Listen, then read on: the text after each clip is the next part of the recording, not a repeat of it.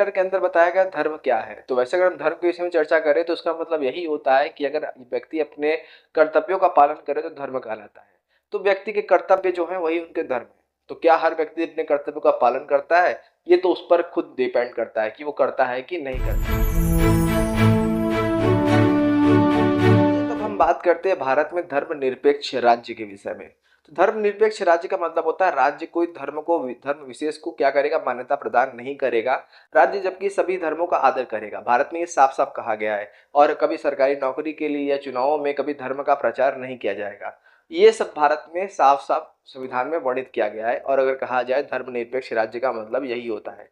और अगर कहा जाए भारत में सबको समान अधिकार मिलेगा, सभी धर्मों को समान अधिकार मिलेगा, ये समानता का अधिकार भी भारत में वर्णित किया गया है। और अगर कहा जाए भारत के संविधान में अगर आप मूल अधिकार देखोगे, जो कि भारत का बेसिकली फंडामेंटल राइट्स का जो सेक्शन है, उसमें 25 से लेकर 28 के बीच में धार्मिक स्वतंत्रता का अधिकार भी दिया गया है। इस पर कभी हम डिस्कस करेंगे, ब्रीफ डिस्कशन करेंगे। यहाँ पे आप सीख चुके हो धर्मनिरपेक्ष राज्य का मतलब क्या होगा। एक ऐसा राज्य जिसका कोई धर्म नहीं होता है और बल्कि वो सभी धर्मों का आदर करेगा। ये क्या है, एक धर्मनिरपेक्ष राज्य का सकारात्मक पक्ष है जो कि भारत ने स्वीकार किया है, यानी पॉजिटिव व्यू है जो कि भारत ने स्वीकार किया है। बेसिकली आपको इतना स्ट्रक्चर क्लास 10 के अंदर बताया गया। अब आप इस वीडियो में धर्मनिरपेक्ष राज्य और धर्म के विषय में सीख चुके हो। और अगर हम बात करते हैं थियोरिटिकल चीजें थी, अब प्रैक्टिकल क्या होता है, बेसिकली इसको करने से फायदा क्या होता है ये समझ लेते हैं। बेसिकली अगर कहा जाए इस दुनिया में अगर कोई भी देश है, अगर जो भी देश धर्म को स्वीकार करता है कि हाँ हम इस धर्म का प्रोटेक्शन कर रहे हैं, असल में वो नेशन कभी ग्रो नहीं कर पाएगा। उसके अंदर कोई ना कोई समस्या उद्भव हो जाएगी। जैसे आप पाकिस्तान देख लो, अफगानिस्तान देख लो, ऐसे कई सारे देश हैं जो कि कभी ना कभी क्या है, इनको समस्या होती रही है। वहीं अगर आप देखो दुनिया में जो बड़े बड़े नेशन है जहाँ पे धर्मनिरपेक्ष राज्य को स्वीकार किया गया है, जैसा आपको होता है धर्मनिरपेक्ष, जैसा मैंने अभी आपको बताया धर्मनिरपेक्ष राज्य क्या होता है, और जिस भी राज्य ने उसको स्वीकार किया है असल में वो विकसित देश बन चुके हैं। असल में अगर कहा जाए बहुत बड़ा मूर्ख वो होता है जो धर्म के नाम पर लड़ रहा है। जो उसको लड़वा रहा है वो तो भाई फायदे में रहेगा, जो लड़ रहा है वो नुकसान में रहेगा हमेशा। ये बात याद रखना चाहिए। देखिए होता क्या है, बेसिकली अगर कहा जाए लोग धर्म के पीछे लड़ते हैं, असल में इसका मतलब ये है कि अगर कहा जाए तो लोग कहते हैं कि हमारा धर्म अच्छा है, हमारा धर्म अच्छा है। पर अगर कहा जाए कभी भी उन धर्मों की किताब देखो, सभी धर्म में एक ही बात बोलेंगी कि भैया तुम शांति से रहो, जीवन शांति से बिताओ, सुखमय जीवन होना चाहिए। किसी धर्म में आप ये नहीं सुनोगे कि सुखमय जीवन बिताने के उपाय नहीं दिए गए हैं, सब में दिए गए हैं। सब शांति समृद्धि से रह सकते हैं। पर होता क्या है, कुछ लोग अपना फायदा कमाने के लिए एक दूसरे को लड़वाते हैं। इसको ही आगे चल के हम समझेंगे संप्रदायवाद के विषय में, यानी सांप्रदायिकता, सांप्रदायिक दंगों के रूप में 11 12 में दिया गया साफ साफ। अगर कहा जाए इस विषय के रूप में अगर हम समझे तो धर्म के जो लोग लड़ते हैं धर्म के आड़ में, वो बेसिकली भौतिक रूप के लिए लड़ रहे हैं, अभौतिक चीजों के बारे में नहीं लड़ते हैं, क्योंकि अभौतिक चीजें बेसिकली नैतिकता को रिप्रेजेंट करती हैं।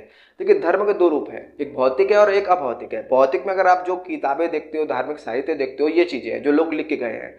हम कहें अभौतिक में उस धर्म की अच्छे गुण होते हैं जो कि उसमें नैतिकता के विषय में बताएंगे आपको कि आपको जीवन सद्भाव से कैसे बिताना चाहिए, ये बताया जाता है। उसके विषय में कोई नहीं लड़ेगा, क्योंकि लोगों को पूजा पद्धति को लेकर लड़ना है। लोगों को ये नहीं लेकर लड़ना कि भाई जीवन हम कैसे शांति से बिताएं। ये क्या है, दोनों में फर्क है जो हम लड़ते हैं असल में। यही क्या है, इस किताब में तो बताया नहीं गया क्योंकि किताब भाई 10th क्लास के बच्चों के लिए, पर मैं आपको समझा देता हूँ कि ये क्या है कि बेसिकली हम धर्म के जो आड़ में लड़ रहे हैं वो भौतिक चीजों के लिए लड़ रहे हैं। हमें अभौतिकता की तरफ बढ़ना चाहिए, हमें अभौतिकता की तरफ बात करना चाहिए। हाँ, क्योंकि हमारे पास जो भी समस्या इस दुनिया में रहा है, इस दुनिया में व्याप्त समस्याएं, उसका समाधान हर धर्म के पास है। कि इस दुनिया में अगर हम शांति से रहेंगे तो कोई भी हम देश के ऊपर देखें, जो देश विकास करना चाहता है, डेवलप करना चाहता है, वो सबको एक साथ लेके चलता है। हमें भी सबको एक साथ लेके चलने की बात करनी होगी इस विषय के रूप में। तो आइए तब कुछ चीजों को लिख के समझ लेते हैं। जैसे अगर कहा जाए धर्म के विषय, मैंने अब तक जो भी पढ़ाया है आपको, वहां पे अगर कहा जाए तो धर्म के दो रूप हैं। धर्म के दो रूप हैं। धर्म के दो रूप है। पहला कौन सा रूप है, भौतिक। अब भौतिक में क्या है, हमारी पूजा पद्धति, जिस पूजा पद्धति से हम पढ़ते हैं या हम जिस पूजा पद्धति को हम करते हैं, है ना। अब इस पूजा पद्धति में क्या, फिर साहित्यिक बुक है आपकी, जो आपकी बुक्स है धर्म में जो लिखी गई बुक्स है ना।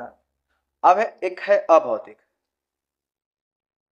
अब यहाँ पर आप नैतिकता का जीवन और नैतिकता का सद्भाव देख सकते हो। ठीक है, नैतिकता के विषय में बात कर चुके हैं। अगर हम बात करें जहां हम धर्म में नैतिकता की बात करते हैं, उसे हम अभौतिक तत्व कहते हैं धर्म का। वहीं अगर कहा जाए एक होता है धर्मनिरपेक्ष राज्य, जैसे मैंने स्टार्ट में पढ़ाया था, इसको मैं लिख रहा हूँ। देखिए, धर्मनिरपेक्ष का मतलब ये होता है कि एक राज्य के द्वारा, ये धर्मनिरपेक्ष राज्य का मतलब ये होता है कि एक राज्य के द्वारा किसी धर्म को स्वीकार न करना, धर्म का स्वीकार न करना। ये जो कोई धर्म होता है, जितने भी धर्म है, वो राज्य स्वीकार नहीं करेगा। क्योंकि आपको पता होगा, मैंने बता दिया स्टार्ट में, कि स्वीकार क्यों नहीं करेगा।